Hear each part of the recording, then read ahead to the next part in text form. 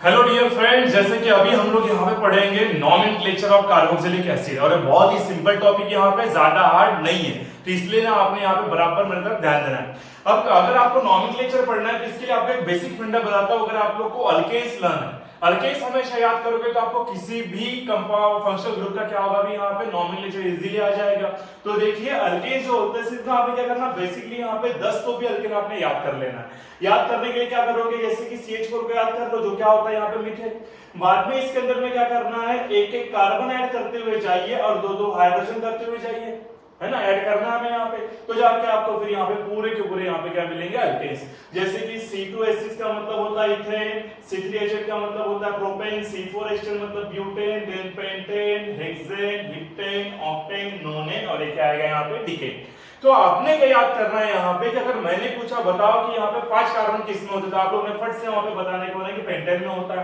6 carbon किस में होते हैं, हेक्सेन में होते हैं। 8 कार्बन में क्या होता है, ऑक्टेन। अगर ये आपको याद है तो आप कभी भी किसी भी कंपाउंड का नॉमेनक्लेचर मतलब आईयूपीएसी में उसका इजीली लिख सकते हो। तो चलिए अभी हम लोग यहाँ पे देखते हैं एक्चुअली क्या होता है। हर कंपाउंड जो होता है ना, इसके यहाँ पे दो नाम आते हैं जिसको हम लोग बोलते हैं कॉमन नेम और दूसरा यहाँ पे बोलते हैं हम लोग उसे आईयूपीएसी नेम। अब कॉमन नेम और आईयूपीएसी नेम में फर्क क्या होता है, सिंपल है। अगर यहाँ पे आपको एक एग्जांपल देता हूं मैं, जैसे कि अगर एक आध बंदा है उसका नाम अगर बंडू है, क्या नाम है, बंडू।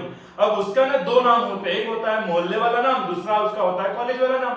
अब ये जो होता है कॉलेज वाला जो नाम रहता है हम उसे बोलते हैं आईयूपीएसी नेम और मोहल्ले वाला जो नाम रहता है हम उसे बोलेंगे कॉमन नेम। अब तो देखिए अब यहाँ पे फिर क्या होगा, अगर उसका आपको कॉलेज वाला नाम देखना जिसे हम लोग बोलते हैं आईयूपीएसी नेम, तो बंडू को हम लोग क्या बोलेंगे, बैंक्स। है बैंक्स। तो बैंक्स यानी क्या होगा यहाँ पे, उसका आईयूपीएसी नेम मतलब होता है कॉलेज वाला नाम।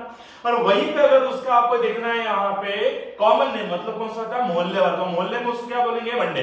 तो बंडे जो होता है बनेगा उसका कॉमन नेम।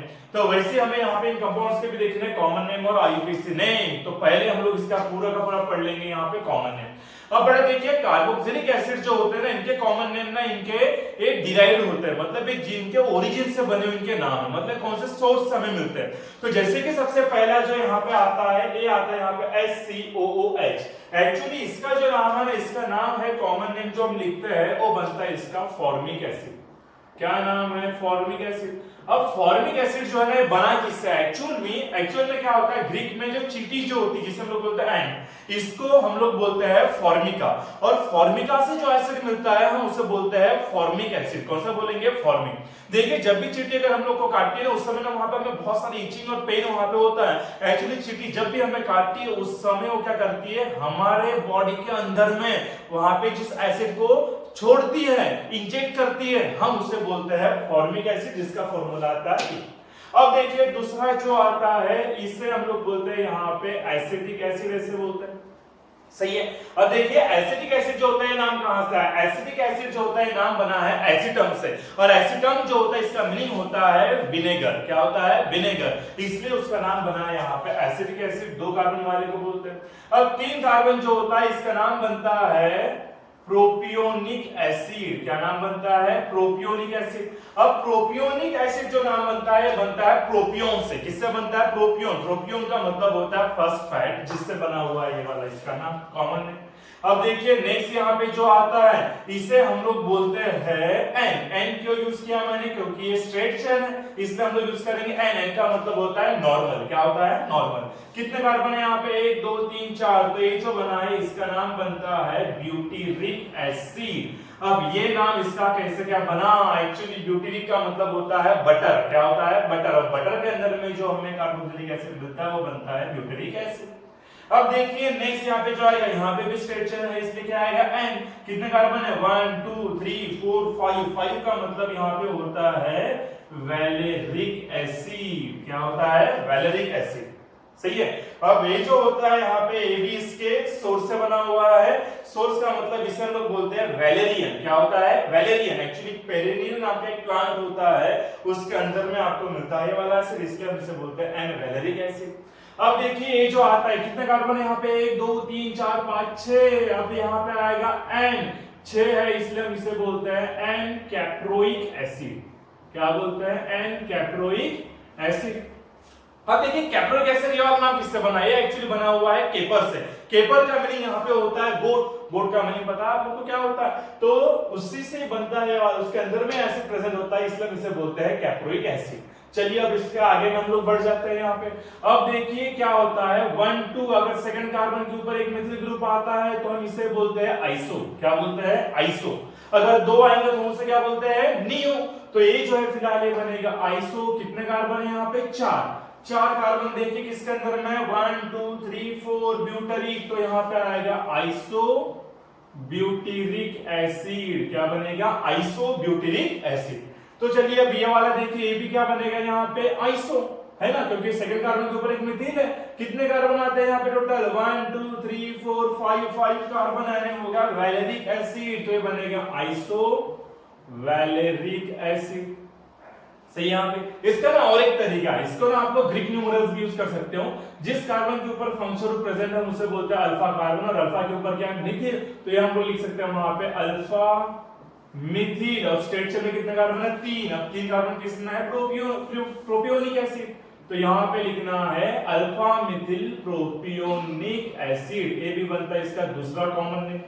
इसका क्या बनेगा दूसरा कॉमन नेम? जिस कार्बन के ऊपर फंक्शनल ग्रुप है वो बनेगा अल्फा, अल्फा के बाजू में क्या है? बीटा, बीटा के ऊपर है मिथिल, तो यहाँ पे लिखना आपने बीटा मिथिल। स्टेट चेन में 4 कार्बन यानी ब्यूटेरिक एसिड, है ना। यहाँ पे एन वाला यूज करना नहीं। अब देखिए ये जो होते हैं ना कुछ, जिसको ना आप लोग को क्या करना है? थोड़ा बहुत याद करना है, थोड़ी मेहनत कर लेना है। तो देखिए अगर 2 कार्बोक्सिलिक ग्रुप आते हैं तो हम उसे बोलते हैं ऑक्सिलिक एसिड, है ना, मतलब लग के जो आता है। अगर 3 कार्बन है और जिसके अंदर में 2 अगर ये आते हैं कार्बोक्सिलिक ग्रुप तो हम उसे बोलते हैं मेलोनिक एसिड। ये जो होता है इस टाइप का जो होता है, मतलब बीच में यहाँ पे 2 कार्बोक्सिलिक ग्रुप के बीच में ना 2 CH2 ग्रुप प्रेजेंट है, तो इसे हम लोग बोलते हैं सक्सिलिक एसिड। 3 अगर यहाँ पे CH2 ग्रुप आएंगे तो हम इसे बोलेंगे ग्लूटारिक एसिड। 4 अगर आएंगे तो हम इसे बोलेंगे, मतलब 4 CH2 ग्रुप अगर 2 कार्बोक्सिलिक ग्रुप के बीच में आएंगे तो हम इसे बोलते हैं एडिपिक एसिड। ये जो होता है एक्रिलिक एसिड और ये जो है ये लैक्टिक एसिड। ये तो आप लोग का पहचाना हुआ है। लैक्टिक एसिड जनरली प्रेजेंट किसमें होता है? कर्ड में होता है, मतलब दही में होता है। तो अभी हम लोग फोकस करते हैं इसके आईयूपीएसी पे। तो देखिए अब आईयूपीएसी कैसे यूज करना। मैंने यहाँ पे फॉर्मूला आप लोग के लिए बना के रखा है, बहुत ही इजी ट्रिक है। अब देखिए क्या होगा, अल्केन जो होता है, अल्केन से आपने क्या करना? ई रिमूव करना है और वहां पे ऐड करना है आपने OIC एसिड। क्या ऐड करना है आपने? OIC acid. तो देखिए क्या बन गया? अल्केनोइक एसिड यहाँ पे बन गया। अब यहाँ पे देखते हैं इसके आईयूपीएसी नेम। तो अब ध्यान देना अभी यहाँ पे कितना कार्बन है देखिए इसके अंदर में 1, और 1 कार्बन होता है मीथेन में, तो यहाँ पे लिखना है हमने मीथेन, और मीथेन से निकालना है E और यहाँ पे लगा देना आपने OIC एसिड, तो ये नाम बनेगा मिथेनोइक एसिड। सही है, बहुत ही इजी है यार। तो अब ये वाला देखिए कितने कार्बन है? 2 कार्बन किसमें? यहाँ पे देखिए इथेन, तो यहाँ पे लिखना आपने इथेन, और इथेन से निकालना है E और यहाँ पे लगाना आपने OIC एसिड, तो नाम बनेगा इथेनोइक एसिड। अब देखिए कितना कार्बन है? 1 2 3 कार्बन देखिए वहां पे किसमें है? प्रोपेन, तो यहाँ पे लिखना आपने प्रोपेन। प्रोपेन सब डायरेक्ट हमने E निकाल दिया और वहां पे लगाया OIC एसिड, तो क्या बना? Propanoic acid. 1 2 3 4 यानी ब्यूटेन, ब्यूटेन से निकला E और वहां पे आया OIC एसिड, तो नाम बनता है ब्यूटेनोइक एसिड। यहाँ पे कितने कार्बन है? 1 2 3 4 5 यानी बनेगा पेंटेन, पेंटेन से निकला E और वहां पे आएगा OIC एसिड यानी बनेगा पेंटेनोइक एसिड। अब चलिए ये वाला देखते हैं, यहाँ पे इसके अंदर में कितने कार्बन है? 1 2 3 4 5 6 कार्बन यानी क्या होता है? हेक्सेन। क्या निकला? E और वहां पे भी यूज हुआ OIC एसिड, मतलब नाम बनता है हेक्सेनोइक एसिड। अब यहाँ पे ना ब्रांचेस और अदर फंक्शनल प्रेजेंट नहीं थे, इसलिए हमने इसमें नंबरिंग नहीं किया। लेकिन कार्बोक्सिलिक एसिड के ना एक खासियत होती है, अगर ब्रांचेस और अदर फंक्शनल प्रेजेंट है तो उस समय आप लोगों ने क्या करना है? उस समय आप लोगों ने हमेशा याद रखना कार्बोक्सिलिक ग्रुप जो होता है उससे कार्बन को ही 1 देना, तो हमेशा आपका क्या होगा? आईयूपीएसी नेम सही बनेगा। चलिए इसमें हम नंबरिंग करके देखते हैं। कार्बोक्सिलिक ग्रुप का कार्बन कौन सा है? ये, तो इसे हमने क्या दिया? 1, ये क्या बना? 2 और ये क्या बना? 3। 3 कार्बन है। अब देखिए यहाँ पे क्या होगा? 2 के ऊपर है मिथिल, तो ये लिखना है यहाँ पे 2 मिथिल। स्ट्रेट चेन में कितने कार्बन है? 3 कार्बन है, क्या होगा? प्रोपेन, तो प्रोपेन से निकालना है E और वहां पे लगाना है OIC एसिड, तो नाम बनेगा 2 मिथिल प्रोपेनोइक एसिड। क्या नाम बनेगा? 2 मिथिल प्रोपेनोइक एसिड। अब यहाँ पे देखना है आप लोगों ने कार्बोक्सिलिक ग्रुप के कार्बन को क्या आएगा 1 2 3 4 3 के ऊपर है मिथिल पे बना है 3 मिथिल 4 कार्बन यानी ब्यूटेनोइक एसिड। अब देखिए इसमें दो दो कार्बोक्सिलिक ग्रुप है तो इसमें आप लोग क्या करोगे सिंपल है कितने कार्बन है 2 लिखे यहाँ पे 2 कार्बन यानी इथेन। अब एक बात हमेशा आपने याद रखना है अगर एक से ज्यादा कोई भी फंक्शनल ग्रुप होता है तो अल्केन से कभी भी ई निकालना नहीं और 2 है इसलिए यहाँ पे लगाना आपने डाई और कार्बोक्सिलिक इसलिए वहां पे आएगा OIC एसिड तो नाम बनता है इथेन डायोइक एसिड। क्या बनता है? Ethane dioic acid. अब ये देखिए इसके अंदर में क्या होगा 1 2 3 3 कार्बन यानी प्रोपेन ई निकलेगा क्या? नहीं, यहाँ पे लिखना आपने डाई और यहाँ पे आएगा OIC एसिड तो नाम बनेगा प्रोपेन डायोइक एसिड। क्या नाम है? Propane dioic acid. अब इसमें देखना आप लोगों ने अब इसको कैसे काउंट करना ये हो गए 2 कार्बन 2 ये 3 और ये क्या हो गया 4 कार्बन यानी क्या है ब्यूटेन तो ये लिखना आपने यहाँ पे ब्यूटेन ई निकालना नहीं और यहाँ पे लिखाना आपने डायोइक एसिड तो नाम बनता है ब्यूटेन डायोइक एसिड। अब देखिए अब ये जो होता है यहाँ पे कितने कार्बन है ये हो गए 3 4 5 कार्बन यानी पेंटेन तो ये आया pentane dioic acid.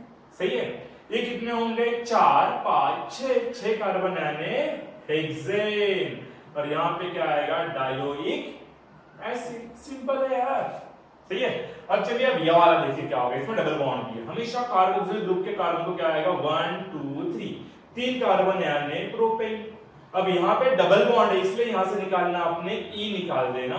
Double bond देखिए 2 और 3 दोनों से अटैच है अब इन दोनों में से लोएस्ट नंबर कौन सा है 2 ये लिखना आपने 2 डबल बॉन्ड इसलिए आएगा ENE एक ही कार्बोक्सिलिक ग्रुप है इसलिए यहां से निकलेगा E और यहां पे लगाना है OIC एसिड तो नाम क्या बना प्रो 2 इनोइक एसिड। अब ये लास्ट वाला देखिए यहां पे क्या आ जाएगा लैक्टिक एसिड का 1 2 3 2 के ऊपर OH पे लिखा मैंने 2 OH को हम लोग बोलते हैं हाइड्रोक्सिल।